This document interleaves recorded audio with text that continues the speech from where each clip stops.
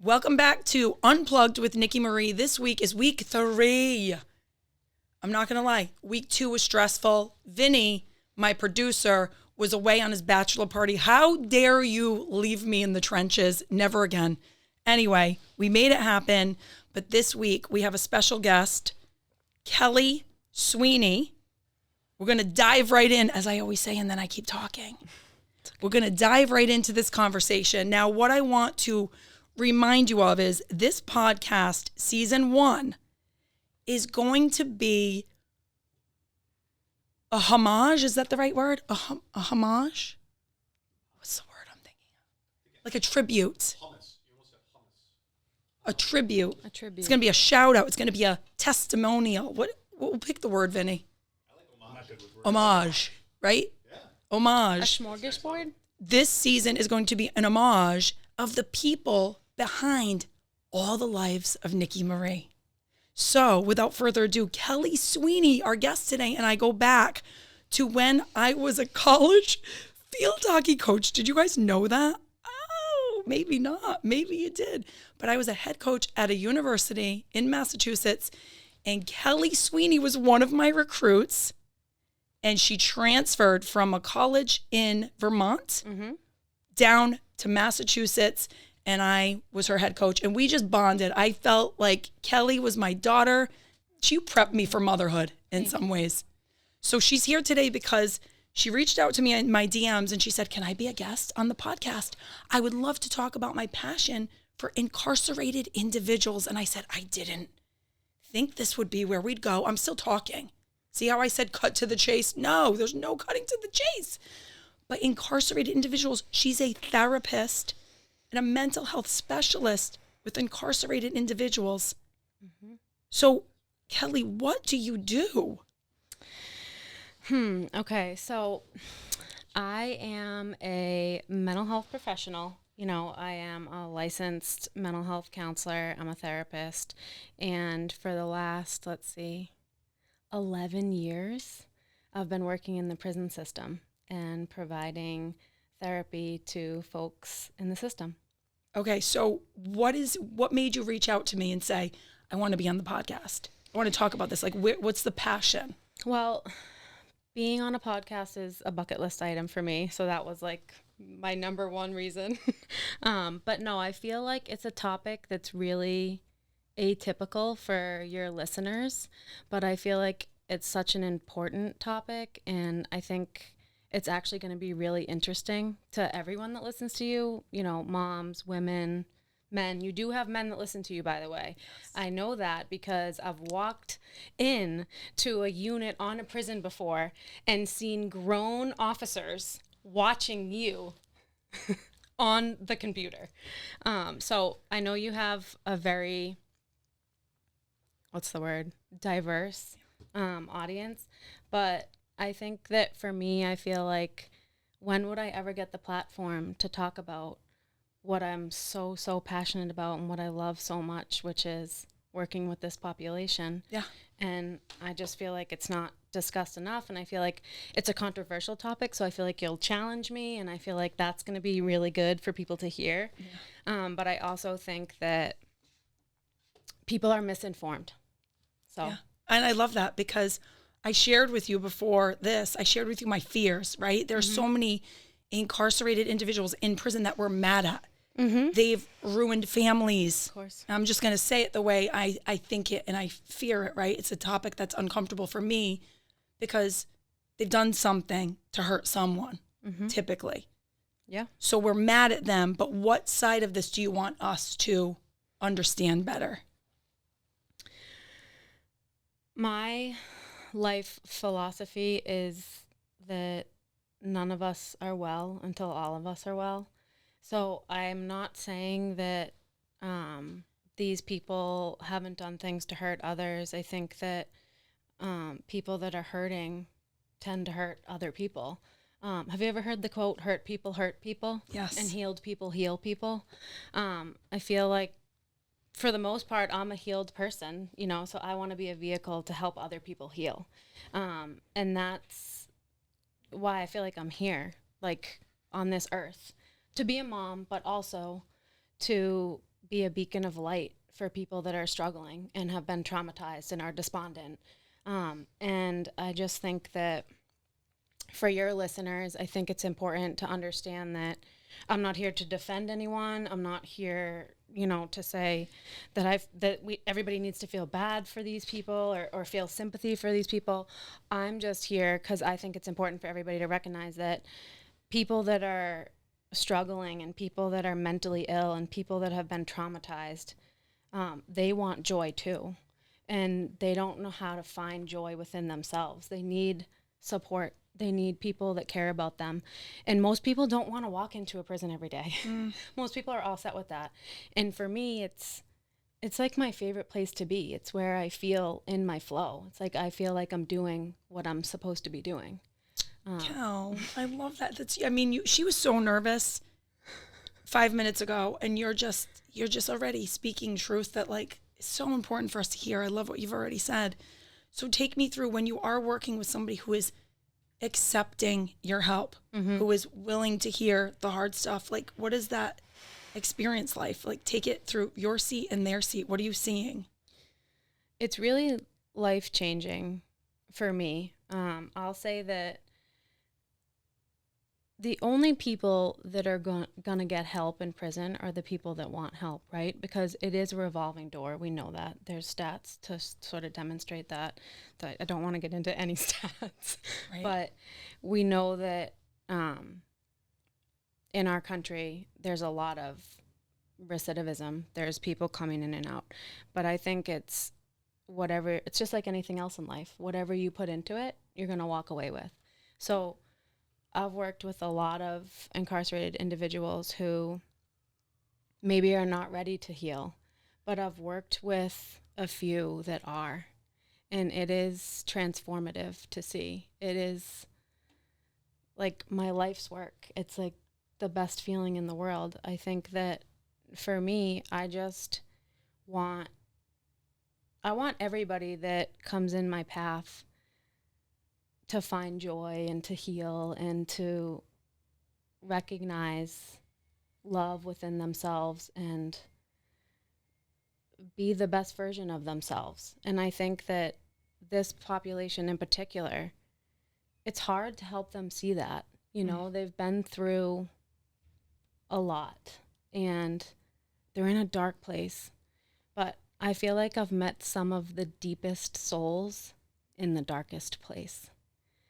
And so I just sort of walk with them, and it's incredible. I'm not there to change them. I'm not there to tell them how to do things. I mean, I am a therapist, of course, so I'm like a healer. I feel like my true self is I'm here to help people heal, but I think that for a lot of these folks, they never really had anyone in their life that looked at them and said, I believe in you. You can be better. Right. Do you want to be better? Right. If you do, you can be. Right. And if you don't, then maybe you're not ready. And that's cool too. Now, were you there to serve everybody? Or are you there to serve the people who want? Everybody. Within the prison system, everybody has access to mental health care. And so if they want it. Mental health is the main reason that I wanted you on, right? So you're coming in from a totally different angle of mental health. We talk about mental health every day. What are people hurting most about in the system? That's a good question.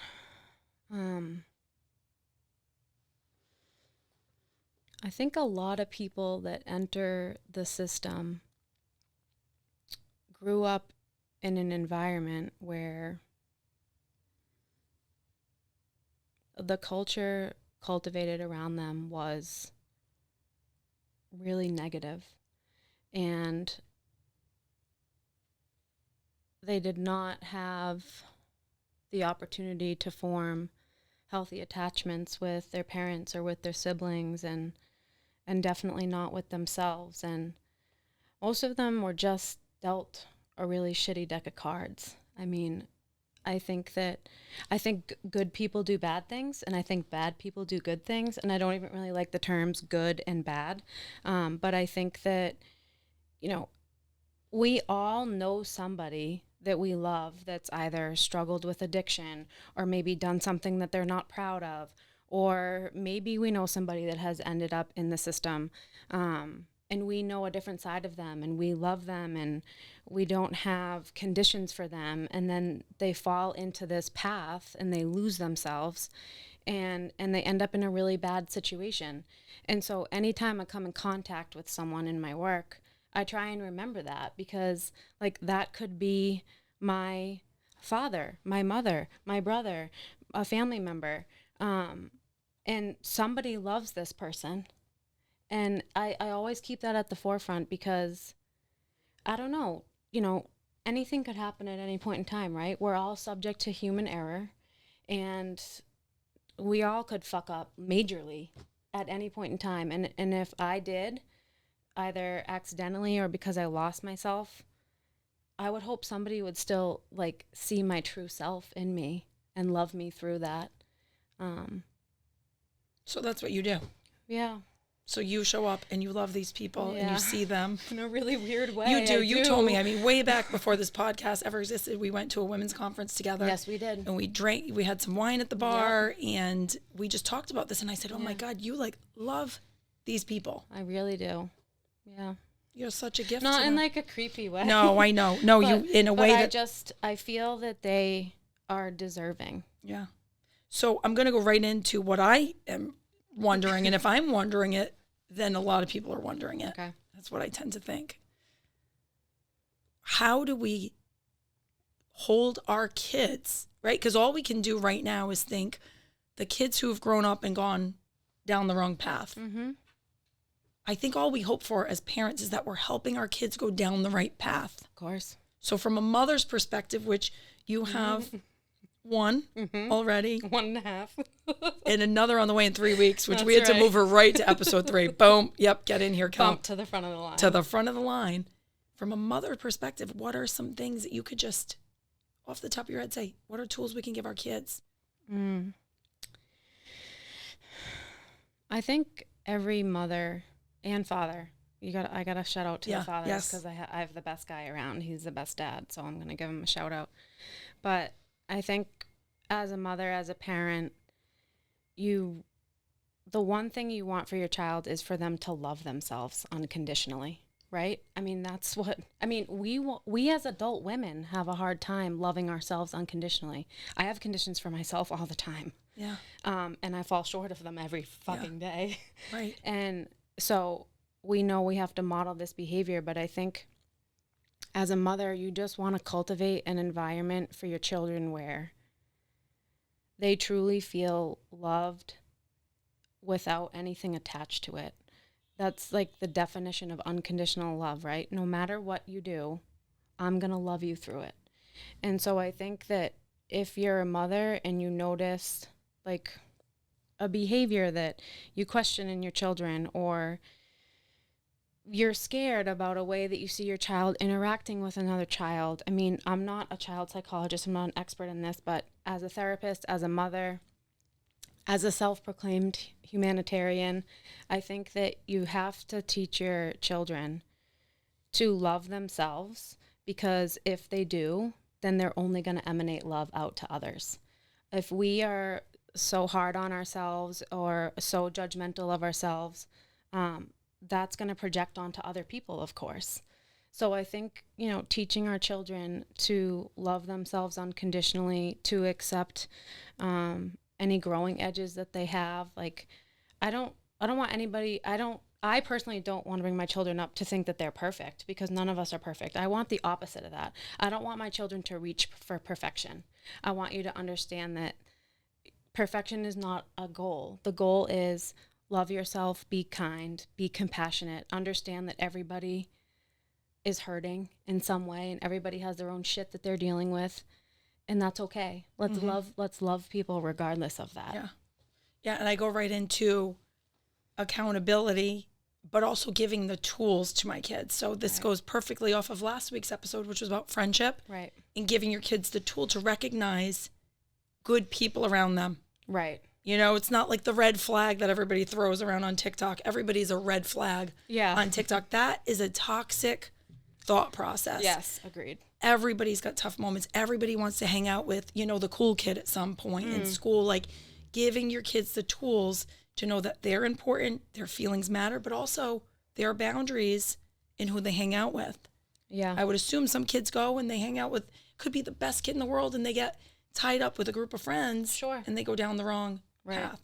So you're saying that all comes back to parents just showing up unconditionally? I think so. I think your kid has to be able to come to you with anything and know that you're going to keep your arms open and you're going to walk through it with them. And I think that being a kid is so hard, like especially today. I think like we're raising kids in a really difficult time with social media and just accessibility. And I think it's good in so many ways. However, I also think that it increases the level of comparison that kids have. And that's such a hard thing. We know that as adults. We have the wisdom to know that, like, you can't compare yourself to other people. There's a quote, like, comparison is the thief of joy. I really believe that to be true.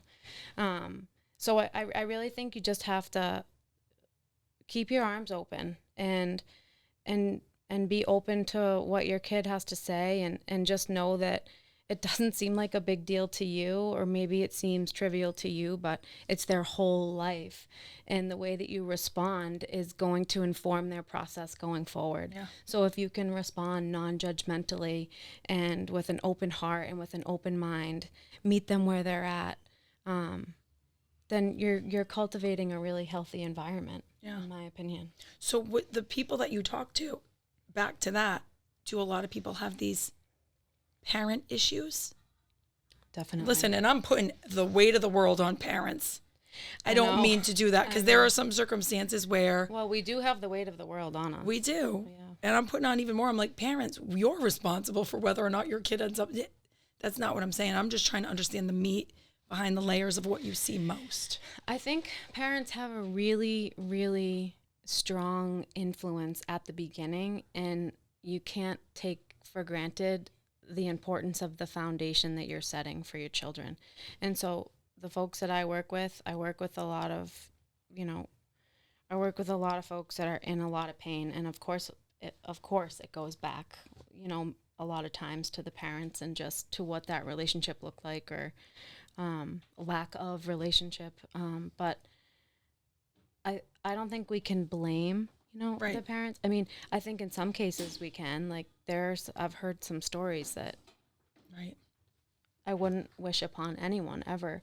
But I do think that a lot of things contribute to why people suffer and how they end up in a really dark place. Yeah. I don't think it's like just on the parents. Okay. I mean, I get that. I also think we have to give a little grace to like how much we're evolving as parents now. Mm-hmm. We are talking about emotional IQ constantly. We're worried about people's foundation. We're worried about the damage of yelling. We're worried about everything. Everything. Our parents did not worry like No, this. they didn't. And I love them to death. And I had an amazing childhood. It's one of the reasons that I'm here doing this so confidently. But also, love Wendy.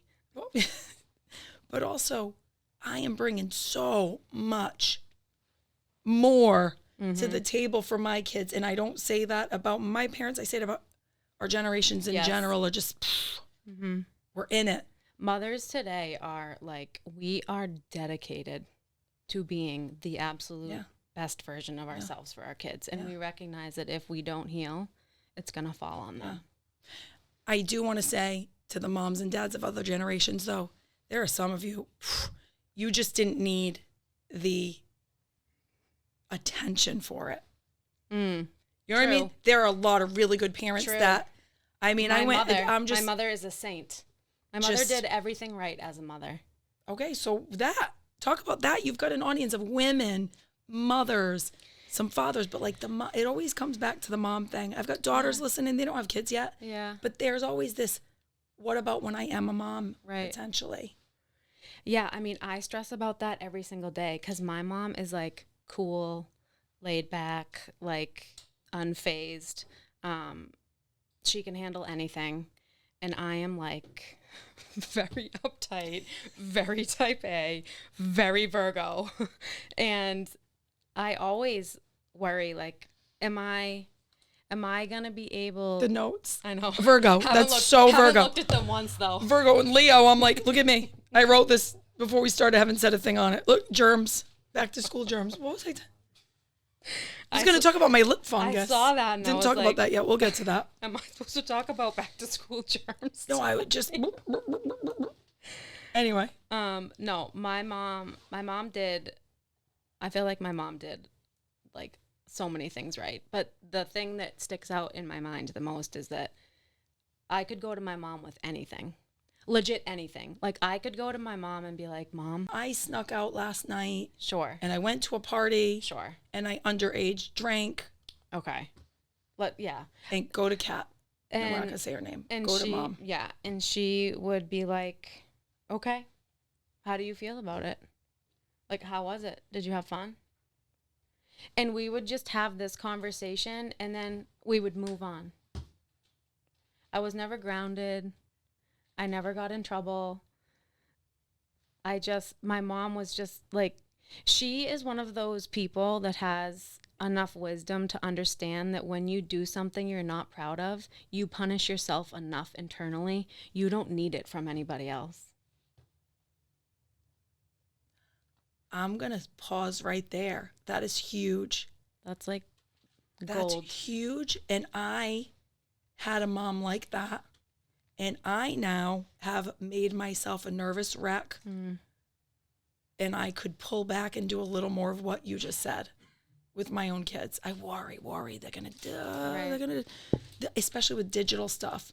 But we are both strong, driven women with an athletic background, but also with self-love, Mm-hmm.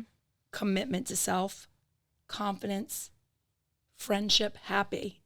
I think that's why we got along so well back when I coached you. We just, there's a aura, there's a vibe, right? Do you remember the first thing I ever said to you the first day of No. preseason? No. They might have to cut this, but you don't remember this? No. I got down to the track and I was like, are your boobs real?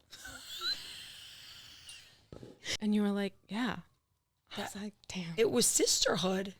I think it's great. I will take that compliment now because it's honest. no one's asking me that anymore. I can't really see them, but Because I've got them strapped in a sports bra. They're in there. Well, Stuck to the... they looked good. They did look good. And Thank I wanted you to know that. Thank you. Because I want to empower the women around me to feel good. I would have never said that to my coach in college, but It was kind of ballsy. Now that I think back on it, I don't know if I would are you do sure that to was them. day one? It was day one. And I do remember you saying, I feel like you'd be we're related. We were like soul sisters. Totally soul sisters. Mm-hmm. So back to that, our moms trusted us. I was just about to say that. Wendy trusted me. Mm-hmm. My dad trusted me. I had friends who had to sneak out Mm-hmm. because their parents didn't trust them. Right. And I made great decisions Same. because of what you said. I was already like, oh God, when someone trusts you so much, right? Is it a reverse psychology? Right. It makes you trust yourself. Right. I'm not saying I'm going to go home and trust my kids with electronics because that I don't trust the wide world web. Yeah. But decisions, Different who they choose situations. as friends, where they want to spend their time. Yeah. And I think we have to trust that they're going to make mistakes and that's okay because it's just going to build resilience and it's going to build more self-love and it's going to allow them again back to the perfection. I feel like there's a culture right now where people are like, okay, I feel like we're in our recovering perfectionist era where we're all realizing that it's so much better to not be perfect and not put that pressure on yourself.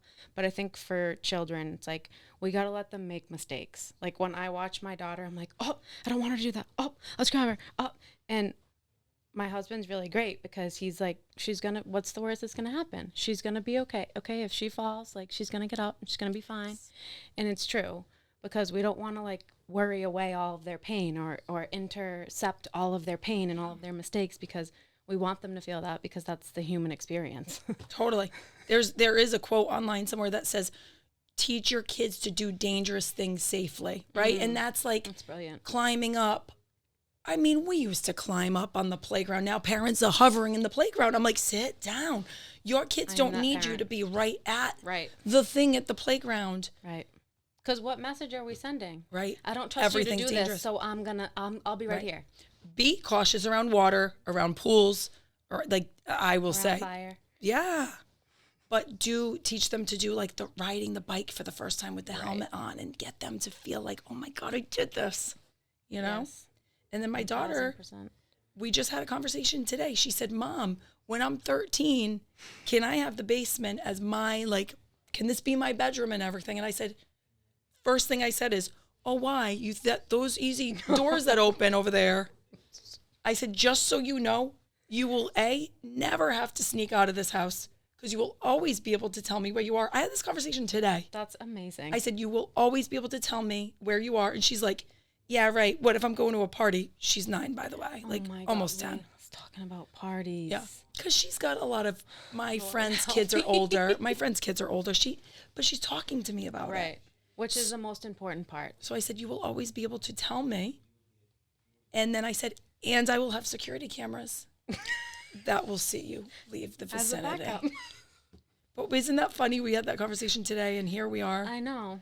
Raising kids. The universe knows. Yeah.